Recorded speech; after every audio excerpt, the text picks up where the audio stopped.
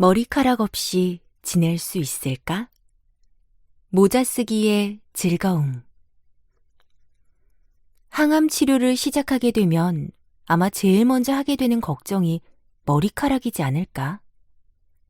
미모가 매우 빼어난 사람이 아닌 이상 안타깝게도 우리 외모에서 머리카락이 차지하는 비중은 꽤 크다. 첫 진단을 받고 수술 후 항암을 앞둔 20대 중반의 나는 오심, 구토 등의 증상에 대한 예고보다 머리카락이 빠질 것이 가장 큰 걱정거리였다. 그 시기엔 대부분 외모의 꾸미기에 관심이 많다. 당시 나는 유방암이니 항암 치료니 하는 것보다 당분간 민머리로 살아가야 한다는 것이 더 공포스러웠다. 물론 외모만이 나라는 사람을 설명하는 지표가 될 수 없음을 안다. 암을 겪는 30대가 되면서 외모는 내 삶의 우선순위에서 뒤로 조금 밀려났고 지금은 단지 실용적인 것에 우선한 숏컷을 좋아하는 사람이 되었다.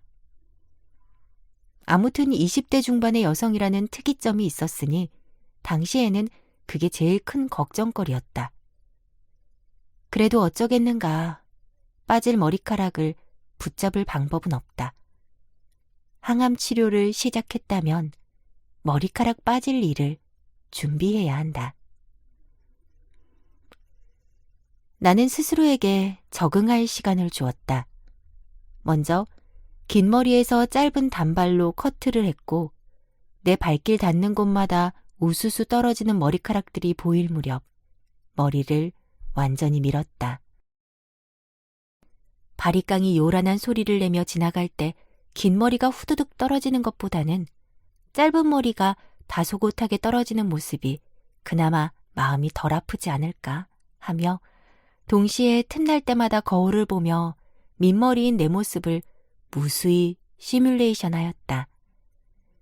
뒤통수가 살짝 납작한 두상이 조금 아쉽긴 했지만 다행히 신파 없이 의연하고 편안한 쉐이빙을 마쳤다. 솔직히 나는 민머리로 지내는 것이 나쁘지는 않았다. 씻을 때 간편하다는 점이 가장 큰 장점이었고 사용해야 할 드라이기며 빗, 헤어 에센스 등이 필요 없으니 생활이 지금보다 심플해졌다. 그리고 모자 쓰는 즐거움이 찾아왔다. 모자를 쓰면 시야가 좁아져 답답하기도 했고 막연하게 모자는 나와 어울리지 않는 아이템이라는 스스로에 대한 편견이 있었다. 민머리가 된 이상 모자는 불용품이 아닌 필수품이다. 때문에 길을 가다가도 모자 매장이 보이면 들어가서 이것저것 써보고는 했다.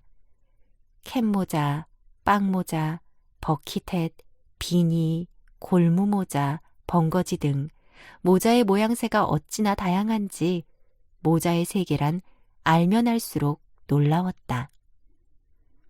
아무튼 그 다양한 모자들을 소재별, 색상별로 시도하다 보니 언제부터인가는 나에게 어울리는 모자를 큰 고민 없이 척척 골라낼 수 있는 능력이 생겼다. 나에게 가장 잘 어울리는 모자는 버킷햇이었고 버킷햇의 용기를 얻은 나는 더운 여름엔 시원한 소재의 스카프를 터번처럼 멋스럽게 헤어스타일링 하기도 하였다. 이런 과정들이 나는 나름 소소하게 즐거웠다. 무엇보다 내가 민머리 암 환자이지만 누구보다 예쁘고 멋진 암 환자가 되리라 라는 긍정적 의욕이 있었기 때문에 가능한 시도들이었을 것이다. 나도 사실 최근 리밋 없는 생에 2번째 항암 치료를 다시 시작했다.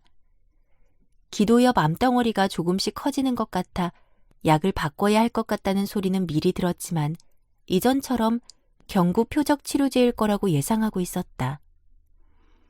재발 이후 언젠가 하게 될 거라 생각은 했지만 그 순간이 예상보다 일찍 갑자기 찾아온 것이다. 2박 3일의 간단한 검사를 위한 짧은 입원 중 들은 항암 치료는 뜻밖의 시나리오였다. 항암 치료를 시작해야 할 것 같아요 하는 담당 교수님의 말씀에 양말을 반쯤 신다 말고 세포독성 항암 치료 말씀하시는 건가요?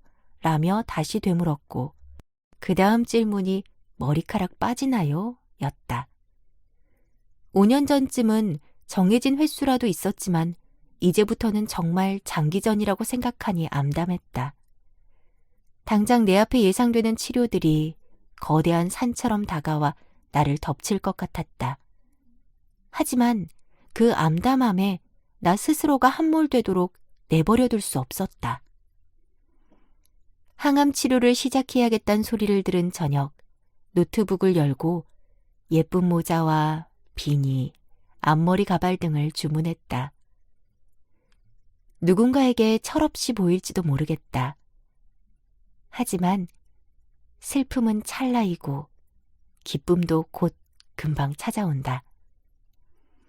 암 환자에게도 그냥 건강한 사람에게도. 그러니 당장 슬픈 일이 내 앞에 닥쳐왔더라도 너무 낙심하지 말자. 스스로에게 그 속상함과 슬픔을 받아들일 시간을 준 뒤 그 감정들이 소화가 되고 나면 기쁜 일을 찾아 나서면 된다.